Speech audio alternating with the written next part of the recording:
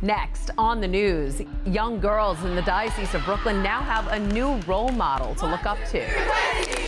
She's making history as the first female CYO director. I'm Katie Vasquez, and I'll have that story coming up.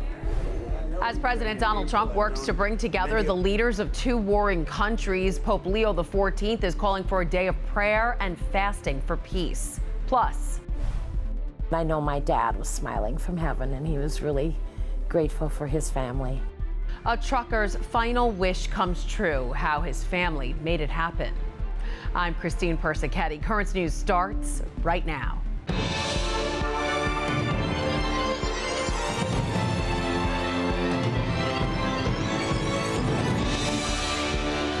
Catholic kids in Brooklyn and Queens hitting the field or the court this school year now have a new coach in their corner. There's a new leader at the helm of the Catholic Youth Organization for the Diocese of Brooklyn, and she is breaking barriers, becoming the first woman in the position.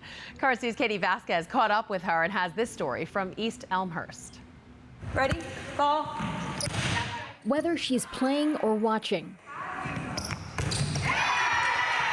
sports has been a mainstay in Daniela Krakalici's life since childhood. I tried pretty much everything under the sun. I played volleyball, softball, I swam, soccer. I'm just a very big sports person. She is currently the head volleyball coach at Monsignor McClancy High School in Queens, but the Astoria native has explored many different jobs, from nonprofits to tech to education. She says whatever field she's been in, working with young people was always the goal. I wanted to make a difference and be able to make this impact on children. Now, the St. Francis of Assisi parishioner is making history, becoming the first woman to lead the Catholic Youth Organization. We're still in a day and age that for some positions, hearing that a female is taking the lead is shocking to people. So I'm really just trying to change that narrative. A position she believes God had a hand in.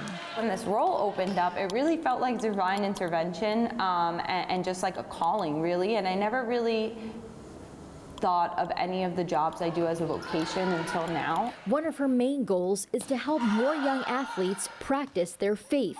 Religion is more than about just going to church on Sunday. It's about sportsmanship. It's about caring for your teammates, caring for other children that maybe don't have the same access to sports and other things that they do. So I'm very proud of all of you. You should be proud of yourselves. While she plans to coach all children, she wants to focus on fostering a love of sports in young girls. The boys are just as important, and you know, it's just my focus being a woman specifically is that the girls do not get left behind. Her first orders of business have been streamlining some of the forms used and updating the CYO website. In East Elmhurst, Katie Vasquez, Currents News. Good luck to her. Catholic schools are committed to forming every aspect of the student. But if you need any more reasons to pick a Catholic school, listen to this video by the superintendent of Diocese of Brooklyn Schools, Deacon Kevin McCormick. When you're a parent, you have a lot of things on your mind. How do you take care of your kid in this terribly fractured world? Where are they going to go to school may be the most important question you ask. You're obviously going to look for a place that has great academics and all the extracurriculars that you would expect in a school. But what a Catholic school does is, on top of all that, it gives us a center of faith. It helps us to realize that God is at the center of all we do, and it gives your child an imagination to see that grace in everything we do. To enroll your child in a Catholic school, just visit CatholicSchoolsBQ.org or call 718-965-7380 for more information.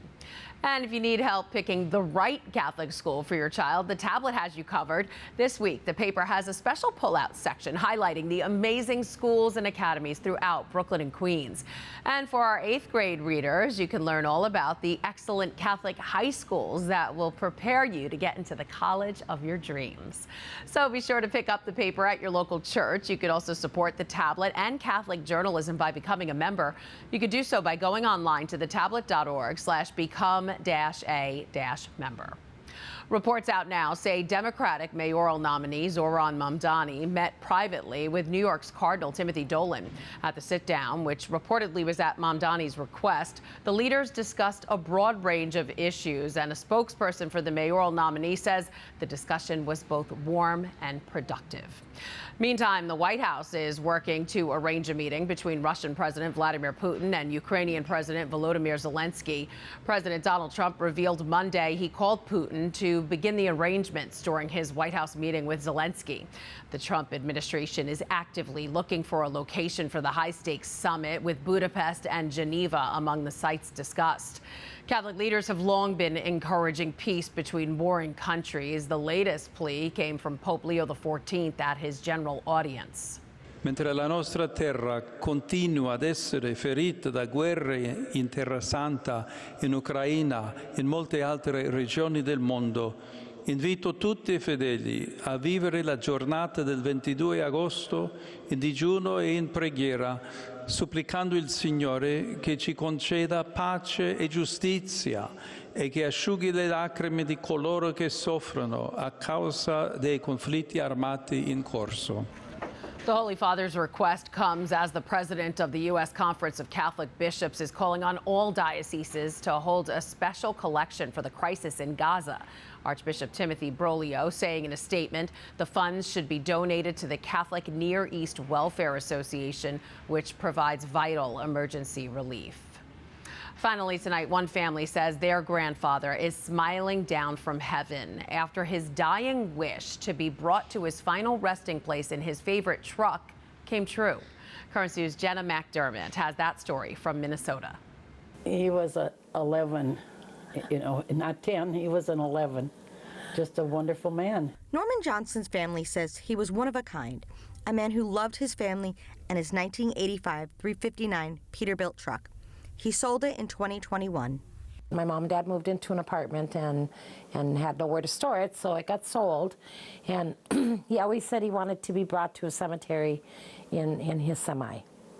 But he outlived his semi. So his grandsons took to TikTok to track it down and found it in Missouri. They were close to their $5,000 GoFundMe goal, but in the end, the truck had too many issues to make the long drive back. We didn't want a chance driving it partway up and having an issue, and then having to find more funding to get it back or whatever. And asked about my truck if it was available, and I said, yeah, absolutely. John Sipe, a distant relative, family friend, and a trucker himself, ended up lending his truck for Norman's funeral. I always was around his trucks, and I always wanted to have a nice Peterbilt, and ended up that I did. While Norman got his wish in a unique way, his family knows he would have been more than happy. And it was just a really good day. Yeah. And I know my dad was smiling from heaven, and he was really grateful for his family. Jenna McDermott, Currents News. And that is this Currents News Update. I'm Christine Persichetti. Thank you for joining us, because we are putting your faith in the news. Hope to see you again next time.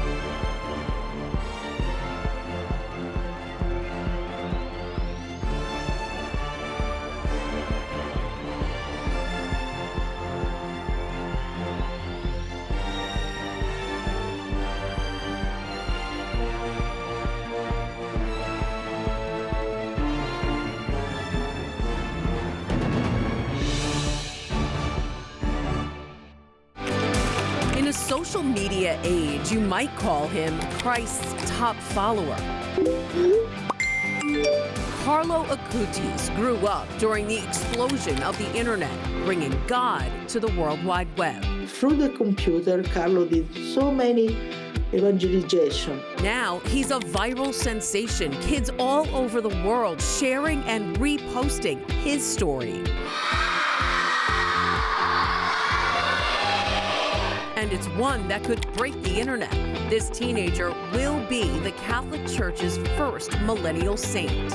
A saint in sneakers. He was around our age, so we can look up to him and try to do things that he did. But before his canonization goes live, we're taking a look back at his life the inspo behind an entire generation of young believers. If I follow down the same path that he went down, I could become the saint. His growing reach from Brooklyn and Queens to all over the world. The life and legacy of God's influencer, Blessed Carlo Acutis. It all starts this Sunday night at 7 on Currents News.